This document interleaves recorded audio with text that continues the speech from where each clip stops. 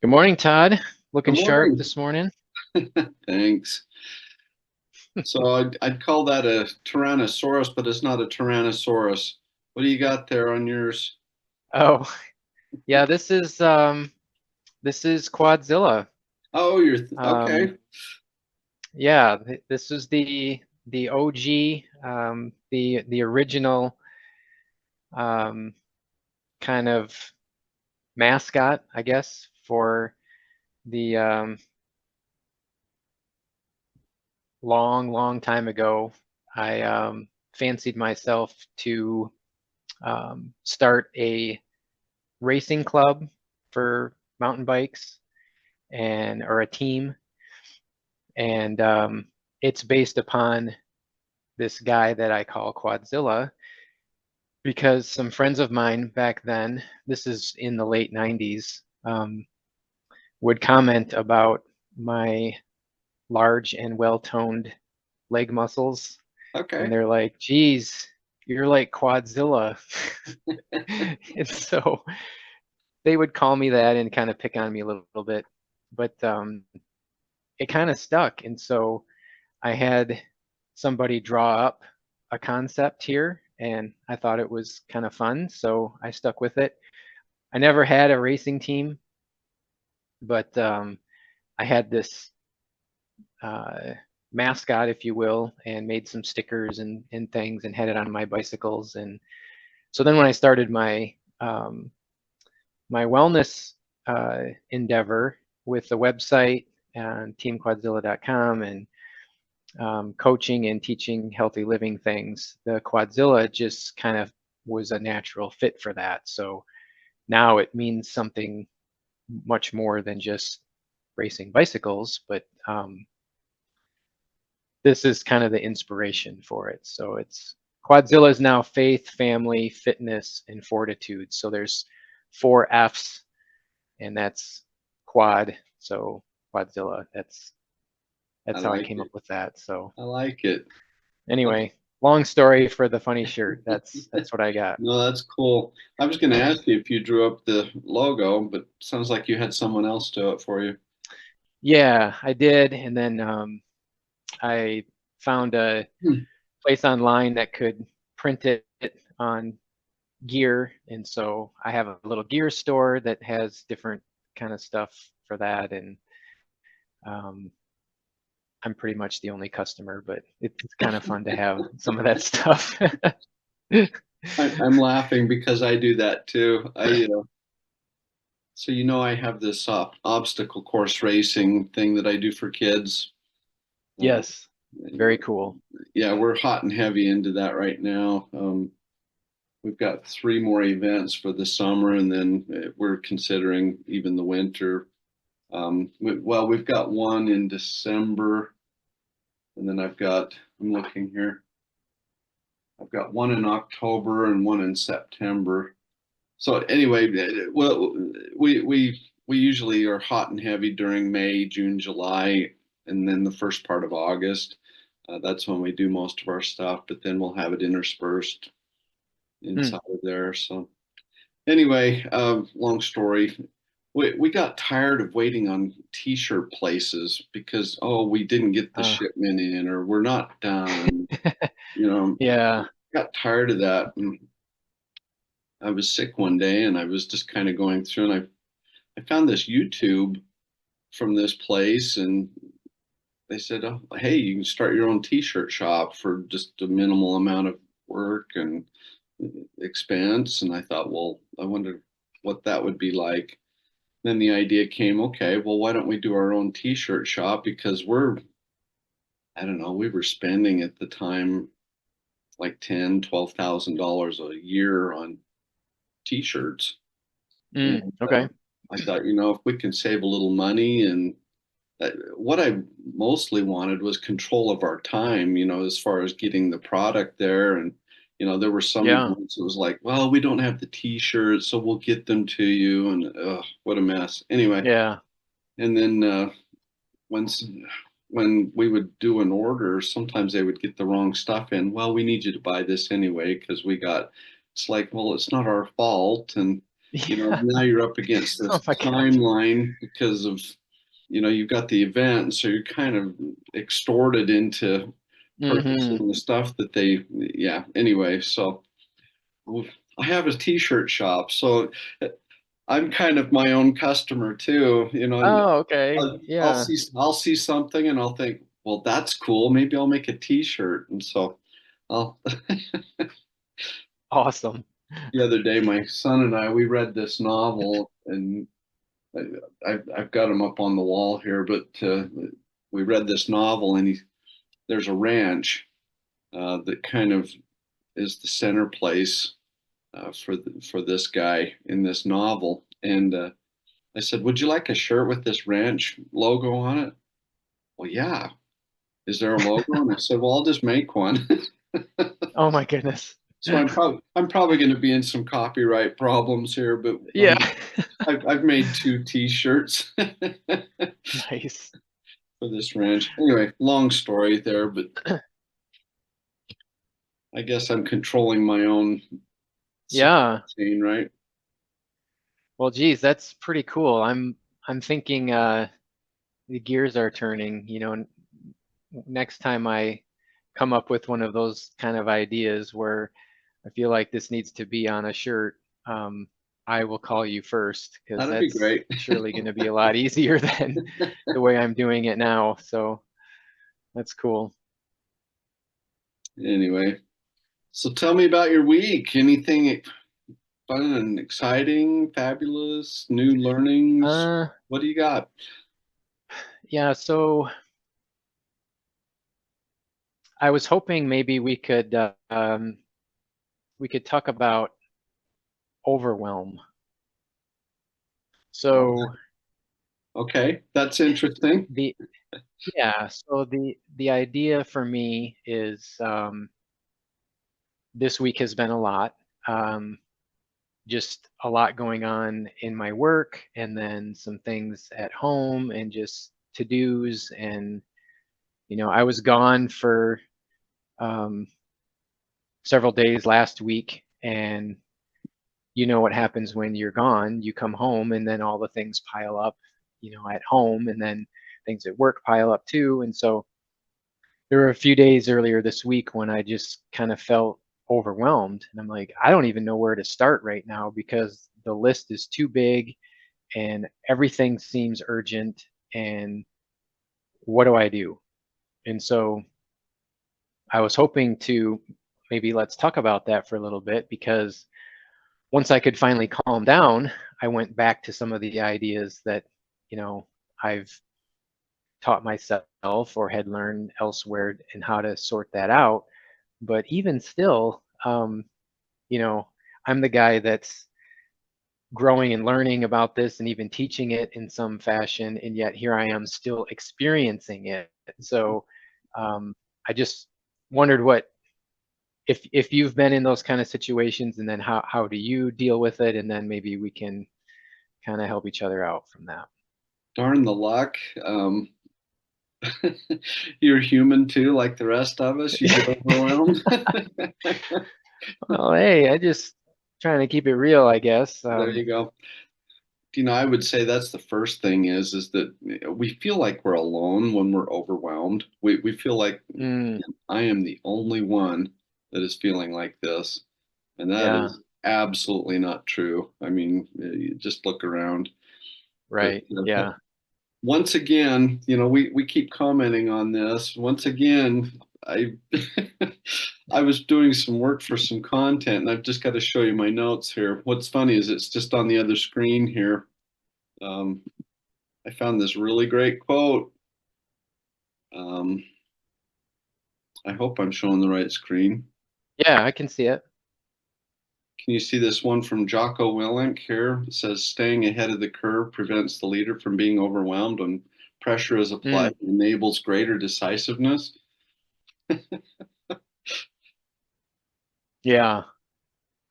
I put it in the chat there if you want to. Okay, cool. Anyway, I was just doing some notes for some content that I was building, and you talk about overwhelm. So Yeah. what do you think causes overwhelm? Um, I have some thoughts, but yeah, I want to I was explore thinking your head. about that actually. It's like, where is this even coming from? Why is this even happening to me? And I think, digging into the root maybe a little bit is a feeling of, you're not in control, and we like to be in control, right? And so when you feel like you're not in control, that kind of stirs up an anxiety and a stress, and then there's a panic or whatever that goes with that, and you just kind of get lost there.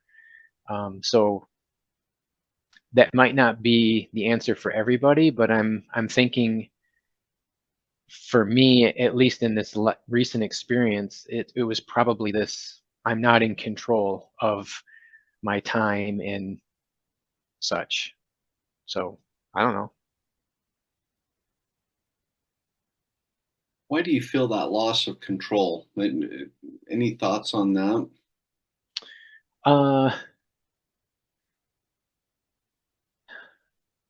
Well, let's go back. Let's go back one more step. We'll explore this. But did you feel in okay. control before you felt the overwhelm? Did you feel like you were in control? Uh, yeah, I don't know. I mean, I'm not sure that um,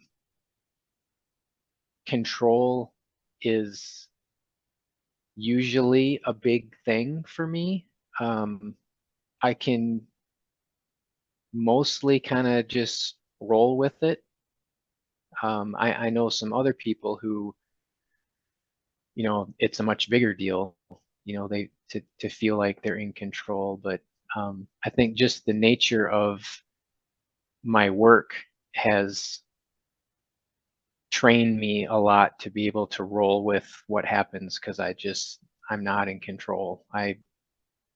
In some ways, I'm kind of like a firefighter, and you don't have control over when that happens or what it looks like. You just have to deal with it. Um, so yeah, I guess I don't really know. Did I answer your question? Well, what you're telling me is you haven't felt in control, but now you're feeling overwhelmed. Yeah. Yeah. That's why I wonder if maybe the control is not the answer. So um, I don't know. Darren Hardy hasn't talked about this for a while, but I took a seminar from him one time that he talked about the lion and how the lion tamer goes in the cage, and what tools does the lion tamer take in? Takes in a Not much. Yeah, Yeah. takes in a whip, right? Takes a whip, Yeah. and he takes a chair. And the reason that the lion is tamed is because when they put the chair up, there are four things for them to focus on, and they can't make a decision of which one is the the opponent or the threat. Mm, Okay, okay. so there's four things coming at them, and so they're trying to focus on one, and it keeps moving. Plus there's Mm, the distraction of the noise of the whip off to the side. interesting. Okay, I've never heard that before. Okay. well, Darren Hardy, I got it from Darren Hardy, and you think about it, life is like that. We have all this information coming at us. We don't lack for information. We've talked about this before, but you know, Yeah. all this information's coming at us, and we're going out and seeking some catches our attention, and then we get the squirrel effect.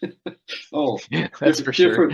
different thing, focus on that. And so, sometimes we're like the lion. We're looking at all these Mm, things coming at us, and some of them can look like a threat, some of them can look interesting, and some of them are just a plain Jane, like the whip, a plain yeah. Jane distraction. I mean, the lion tamer's not whipping the lion, he's just causing a distraction. And so it looks over at that, then it comes back, and then there's four legs. And then it starts to decide which leg it's going to attack, and then he cracks the whip again, the distraction, Hmm. and it's this back and forth. And I think, and I'm speaking purely for me now. I think what happens is I just have this overwhelming flood of stuff coming at me, and I love to learn. And so, oh man, that looks interesting. The distraction, and then I see sometimes those things come as a threat. They become the legs because I'm missing out. I'm behind. Hmm. I'm not Yes. caught up. I'm not up to speed. I've got this big learning curve. And then that what we do is we just start adding on to that. And suddenly, we've got that imposter syndrome going, well, I can never measure up. And then the fear comes, Hmm. and we become lethargic and Yeah. indecisive, and then all of a sudden we've got all these threats, and then there's another distraction, and it may be Hmm. even in connection with one of the threats, and oh, hey, did you hear AI jumped up and there's a new AI, and now I've got to get up to speed on that one, and oh, how does that fit into here, and then suddenly we're just overwhelmed. Hmm. Am I describing that okay? Yeah, that actually makes a lot more sense than what I was trying to come up with off the top of my head. Um, yeah, that's exactly what it is. It becomes very paralyzing to prioritize, I guess, because you don't know which of these are distractions or threats or, good things or, whatever. How do you, in that moment, I don't have enough information or can't process it fast enough to know how to organize that. And so then I feel overwhelmed, and that creates a stress and anxiety, which I think exasperates the overwhelm, because when you're stressed and anxious, you can't think straight anyway. So it kind of spirals in a way, and your day gets a mess. So that's a great description. I've never thought of it that way before. But you've painted me a picture that I'll surely not forget. That helps a lot. Well, and Stephen Covey called it getting, what is it? Getting caught in the thick of thin things. Oh, yeah, yeah. We get caught in Yes. this vortex of all this information, this distraction. Now I'm in the fear of missing out, and then oh man, I can't Mm, measure up because I've got this big thing on my plate. And really, and you touched on this, and I'm not sure that you knew that you did, but you touched on this. We have to stop and say, what's the priority? What's important here? One of those chair legs is probably important. The distraction certainly isn't. I mean, do we need to pay mm, attention to that? May or may not. But I think what we have to do is we have to set our priority. And to be able to do that, I'm going to go back to Stephen Covey and others, but he really made it famous. There's a there's a oh, what did he call it? There's an effect that happens, and then there's how we respond to it. Okay, so this happens, and then there's a response. And he said what we have to do is we have to put a gap in between those, where we can make a mm. decision of how we're going to react to what happens. Okay. Yeah. Jocko Willink, I've already quoted him. He says, "Stop, take a breath, make a decision." And I'm misquoting him there, but essentially, it's that breath, that little thing. Just Yeah. stop and taking that breath will help you center and say, "Okay, it's that chair leg. That's the one I'm going to go after." And then we can look at our values, and we can look at our characteristics that we want and our standards, and say, okay, how does this apply to that? instead of getting caught up in the thick of thin things, just Yeah, trying to keep I up with like it, that. that fear of missing out. And that's strong. And we're programmed that way. Plus society really plays on that. Hey, do you Yes. have the newest car? Do you have this new feature? Do you have the 84-inch screen in your car? Yeah. Oh my gosh. It's funny, the other day, my son, oh, Dad, this new car that you guys just got has a bigger screen than the other one. And I'm thinking, you looked at the cars and you had to compare screens. That's Yeah, why that's where you you suck. landed. And I'm thinking, you know what? I don't care. Yeah. I don't care That what wasn't one of happens. the things I got to choose. It was already in there. It was Yeah. already in there. It's like, I like the car. Anyway, Yeah. I just had to smile when wow, this screen's a lot bigger than the one in your old car. It's like, what? I drive it. I don't watch it. Yeah, I know. Anyway, Are we gonna play movies on this thing while we're driving? Yeah. anyway, Huh. so does that make sense as far as overwhelm? Yeah. Yeah. Um, I eventually got there where, you've got to implement the strategies that work for you. And it absolutely requires you to just take a take a Stop. breath and Yeah. pause and just be like, okay, let's write this down maybe. And so that's part of what I did is I'm like, okay, well, here's a list of things that are coming at me right now. Let me just get them on paper so they're out of my head, and then I can unscramble it easier when it's, written down. And then it's just a matter of allocating some time to that. I found myself then um, kind of blocking my day, and I thought, okay, well, I can do these home things during my lunch break. Fantastic. I can now put that away, and that is no longer a distracting whip. It's no longer in my face. It's already planned. So I can move on to something else.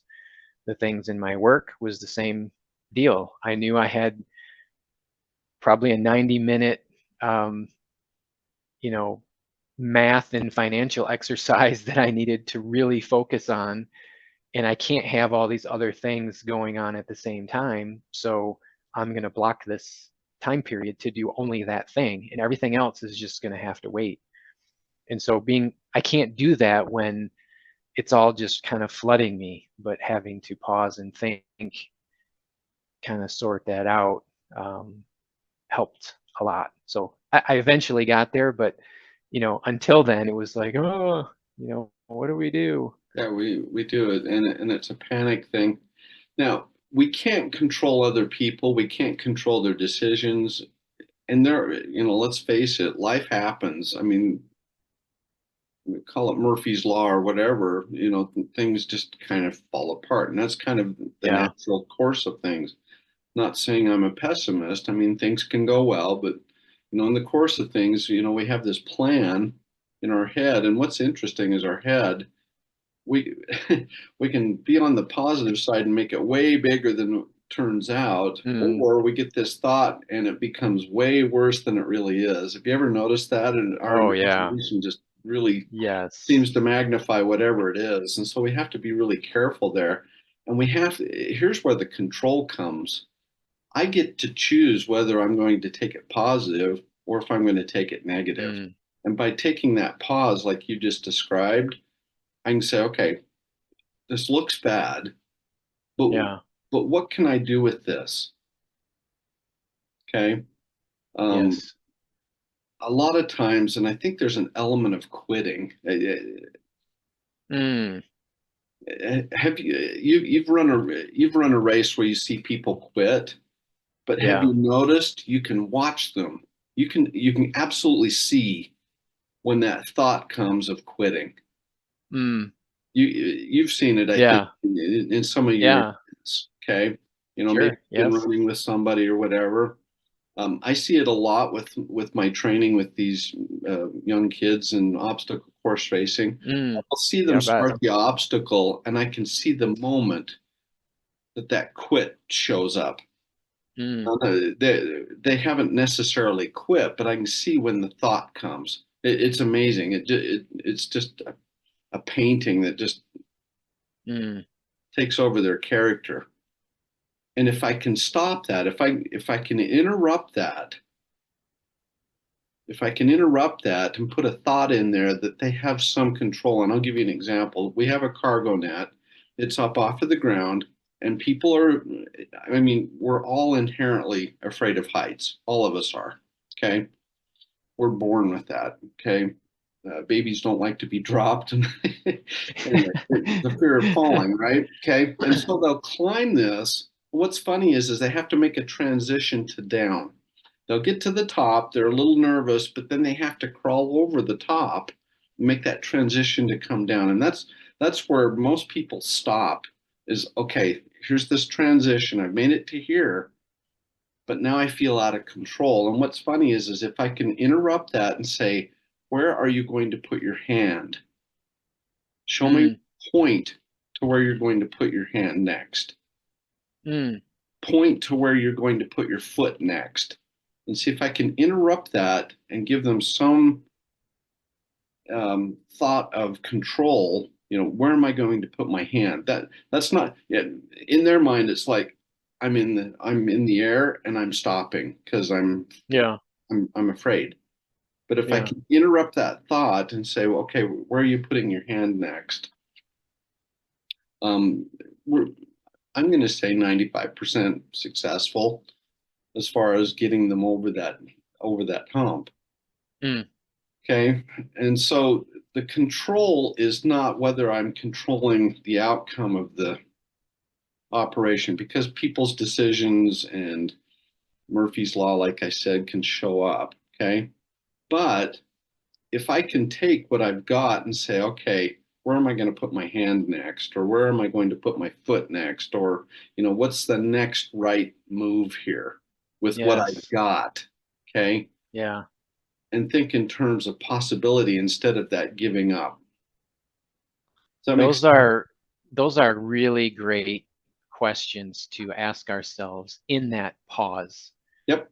Okay, trigger, I'm feeling overwhelmed. And I'm feeling What like quitting pause? Okay. What can I do here? What is the next thing to do? Or what is the wise thing to do? Or what's the next right thing to do? What can I physically, mentally do next, right now? Because that's what I can control. This is my turn, my response, regardless of what is happening all around. And to take that action, um, I think you're right. It's another way of renewing your mind, if you will, taking that idea of, okay, this is too much, I quit, to, all right, we're moving ahead with this in step. a Yeah. positive direction. Yeah. Yeah, yeah, no, that's fantastic. I like that. Okay. But it requires that pause. And like you said, those right questions, and, Yeah, and looking at it with your standards and saying, you know what, I'm not like this. I'm not a quitter. I do excellent work. I'm really good at blah, blah, blah. What's the next right thing? yeah, And the yeah, control comes from here, not the outside. I can't right. choose whether Kamala Harris or Biden or yeah Biden or Trump or I can't control that Yeah, whether they're going to be the next president or not. But what I can control is me. Okay, what am I going to do next to protect the Constitution or whatever I've decided to yeah. do politically? Now, I'm not saying we run out as vigilantes or anything. I think you know, we need to be good citizens. You just started a riot. Yeah, yeah. And that's why I say it's the next right thing. I mean, Yeah, you don't go out and break the law and do weird things, but yeah, what can I do? Well, I can learn more about what the founding fathers intended, or, and I can give my Hmm. influence to the local political people here. I can't control that outcome, but I can control me. Yeah. Well, I like the part with the cargo net. Another great illustration that I think many can relate to, and it's the smallest, simplest Hmm. next thing. So I might be confused in saying, well, what is the wise thing to do, or what's the next right thing, as if it were something big. But in reality, it's literally put your hand here, Yep. or, you know, push send on that email, or get up and go have a drink of water, to Yeah. Do 10 something push-ups. very, Yep. yeah, something very small and Yep. simple, Just, to just break that moment of the anxiety or the overwhelm. yeah. Yeah, I really like that. Yeah. That's good. Have we beat this Cool. up enough? Yeah, I think overwhelm has been solved for all who would dare to watch, and I expect to be better at it next time too. So thank you for that. Well, and like I pointed out at the first, we all feel this. We all get caught Yeah, up in that vortex, and we just have to interrupt it. We just have to interrupt it. yeah, that's good. Awesome. Cool. All right, sir. Well, I hope you have a great weekend and a fun party today with the wedding and all. Well, thanks. Hope your weekend's good. And hey, you got Brandon off at camp, or I can't remember. Yeah, actually, he comes home today from his mission trip in New York City. Oh, that's So right. It was, yeah. this weekend we'll be excited to hear about all his adventures. So Oh, that'll be that'll be fun. fun. So he was Yeah, in New York City. yeah, That's yeah, cool. That's cool. Well, yes. Have a great weekend. My best to you and your wife. Hope yeah, everyone's feeling good and yeah. It's coming along, coming along. good. Thank you. Good. Okay. Well, we'll see you next Friday. And